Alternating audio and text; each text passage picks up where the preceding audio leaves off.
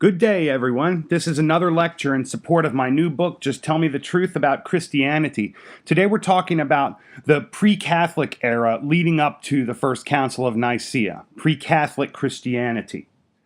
Like today's global community, Judea was a melting pot of cultures that during the first and second centuries were losing their strictly Jewish identity. New converts in the first century were often transient, either visiting Palestine or passing through. The example of Pentecost in the book of Acts shows that fact well. There were thousands of people in Jerusalem from all over the Roman world on pilgrimage to the region. After the feast days, people could head back to their native lands along the Mediterranean, now with the version of this new Christian faith.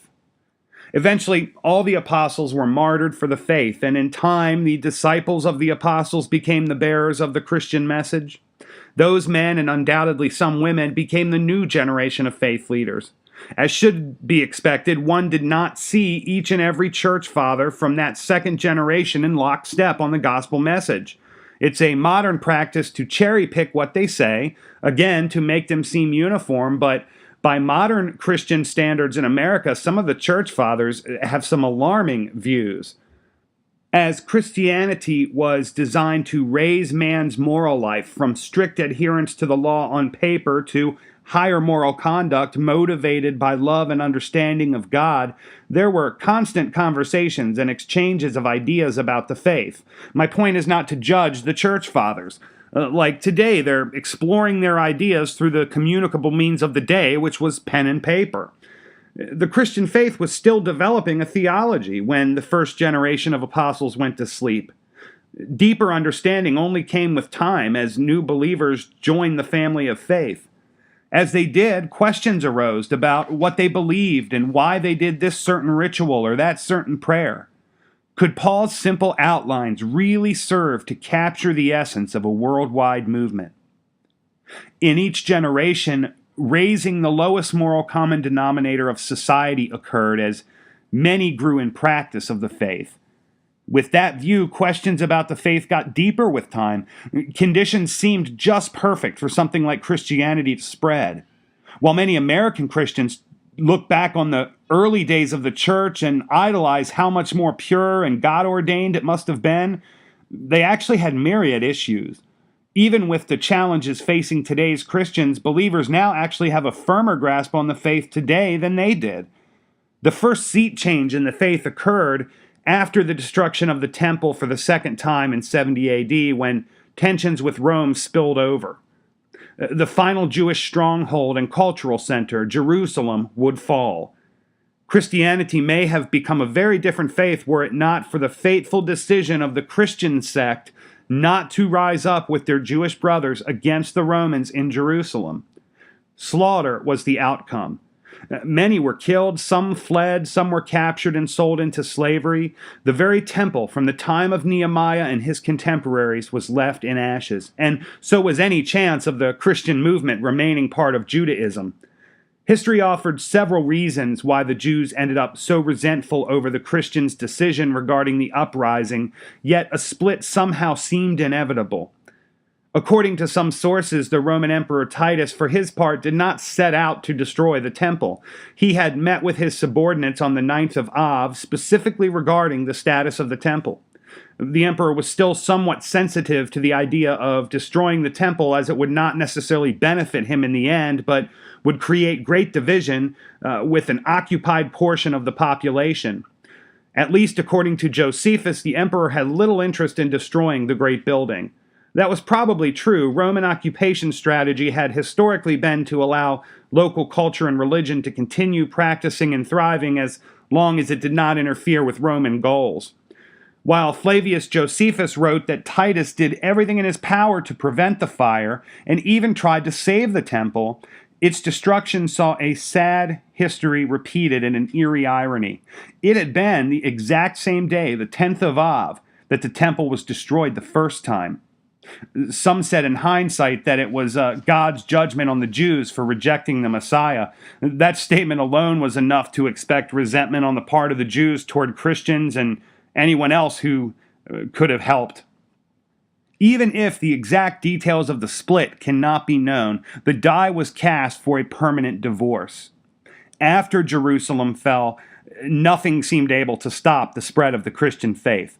West across North Africa, countries all around the Mediterranean and into Europe, north and east across Asia Minor, Thomas had even taken the faith into India. After the destruction of the great city of the Jews, believers poured into other major seats of Christian learning: Rome itself, Antioch, Alexandria, and later Byzantium.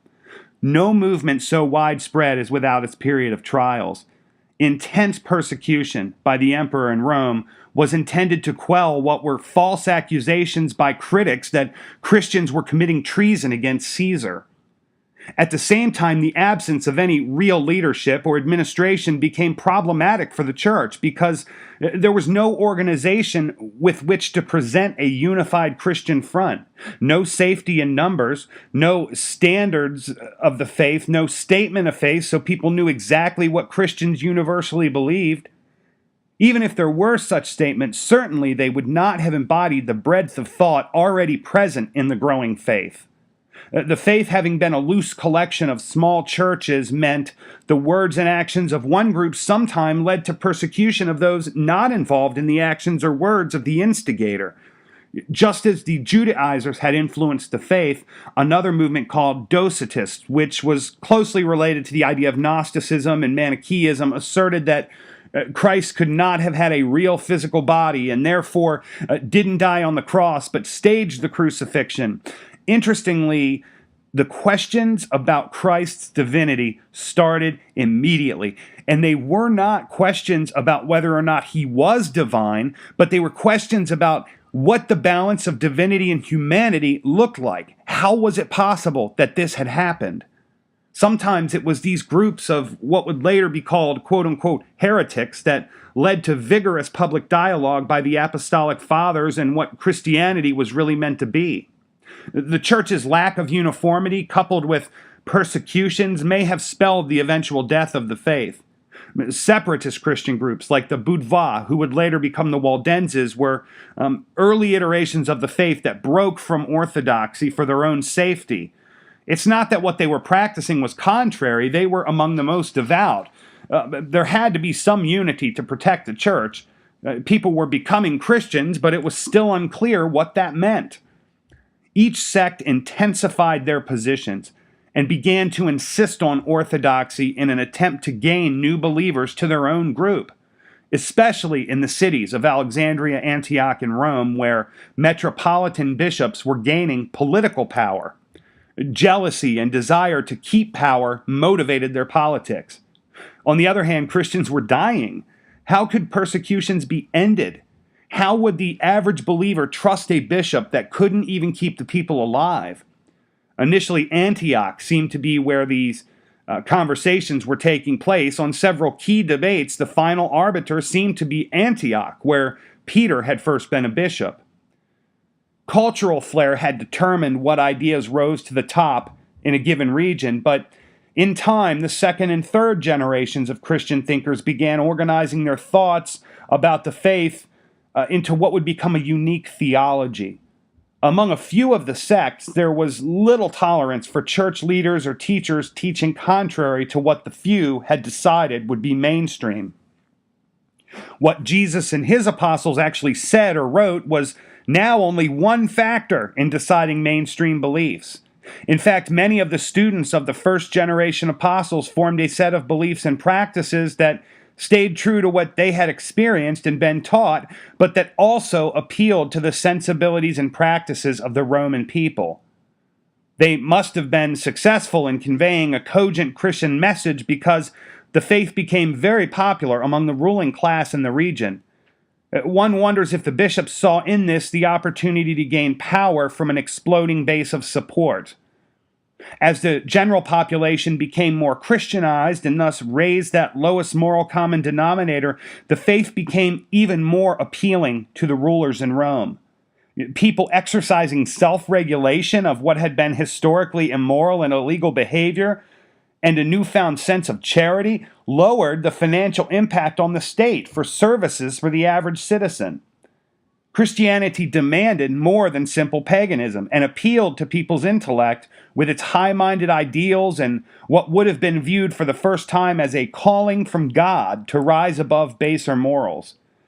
This had a balancing effect on the individual and allowed them to develop a deeper relationship with God. It appears that the first official organizing of the church by metropolitan leaders rose to prominence toward the end of the 1st and into the 2nd century. After the destruction of the temple in Jerusalem, Jews and Christians alike migrated and settled in, among other places, the city of Antioch. It was likely the presence of those who had been closest to Jesus or his apostles that drew people there. Most of all, Peter, Paul, and John were in Antioch together on at least one occasion, and it became known as the place to go to see the apostles of the resurrected Messiah from Nazareth. It is interesting that the first exclusively Christian organizations seen from city to city were schools, not cathedrals or even church buildings. That was perhaps another reason why the faith appealed to the diverse yet more intellectual sort. Roman paganism did have its complexities. It claimed its roots in the mystery religions of Egypt, Babylon, and Greece, yet Christianity was not about doing obeisance to a figure that no one could see. It required much from the individual.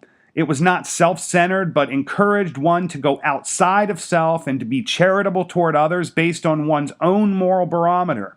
One could get as deep into the faith as they wanted to, and there was no limit. Most importantly, there was forgiveness. Forgiveness had the impact of raising people's morals and making them feel good emotionally and mentally. At the same time, it was strong-arming and the threat of being censored by a metropolitan bishop that quelled a great deal of passionate intellectual fervor from some sects. Often an argument was not won or lost on whether the question or point on a theology was valid.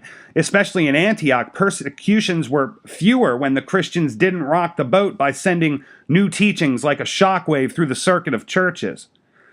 There did arise among many, especially the bishops charged with balancing all these competing interests, a prevailing question about where the faith was ultimately going. How could Christianity ever be taken seriously if there wasn't unity among practices and beliefs? As theological arguments began to occur, interpretations of Scripture were almost always used to back them up. Regardless, the view of the first-generation apostolic fathers was the last stop for a truth claim, along with those pupils in the direct line of succession from them. Sermon number 131 from Augustine, a later writing, notes that in the Catholic teaching, what evolved was the idea that what the teacher taught you was truth, not necessarily Scripture. As time passed, the Christians were further separated from their early Jewish attachment. Church fathers like Origen, Clement, and Justin Martyr were pretty exclusive in their use of Roman thought to build what would become a more definitive theology for Christianity. This seemed acceptable to some, but not all of the church fathers in other regions where the faith was also growing. Several factors compelled the move toward structural organization and unity. Ignatius of Antioch first wrote about the idea of a universal church, or katolikos. For him, it was quite more than the idea about the universality of the church, but a cumulation of his life's work. 44 years as a church leader, and as some believe, a student of John and Peter themselves. Ignatius looked to the efficiency with which Roman divisions of labor and its bureaucracy worked to accommodate large numbers of people and unify not only thought, but also the flow of activities to daily life. Ignatius's ideas ended up being interpreted as a model structure for the Christian faith, and it looked a lot like Roman governmental hierarchy.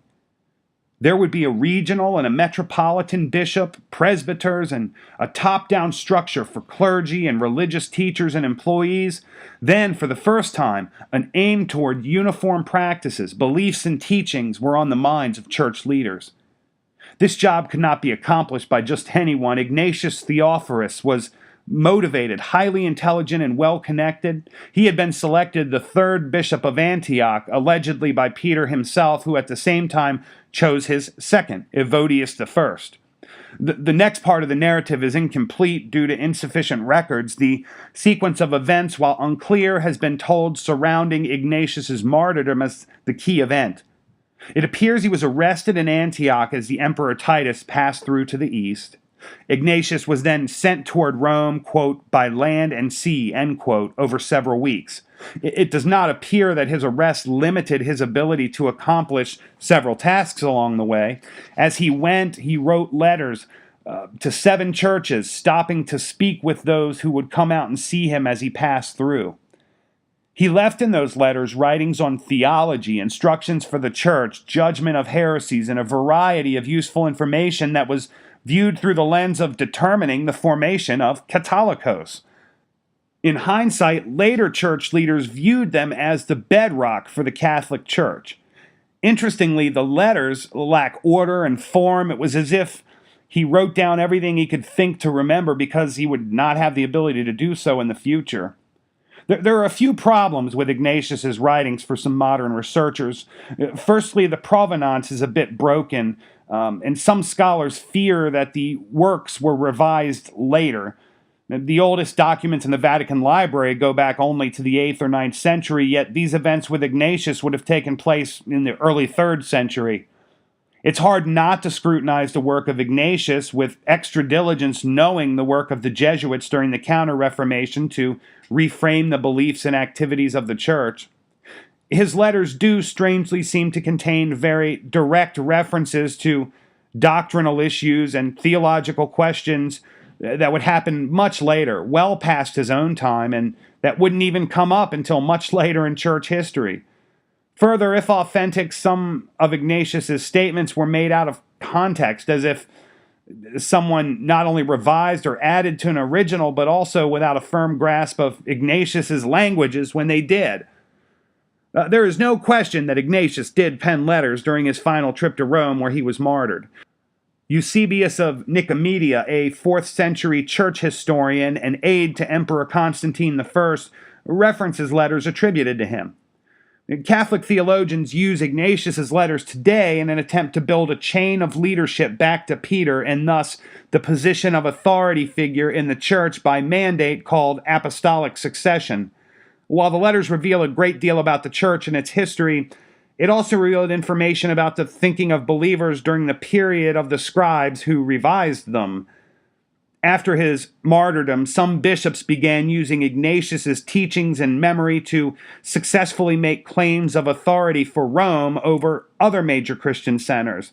Ignatius himself had told believers that if they would not follow the town bishop and deacons, that they were, quote, doing the work of the devil, end quote. It is clear he wanted strong top-down leadership. However, to what extent cannot rightly be determined.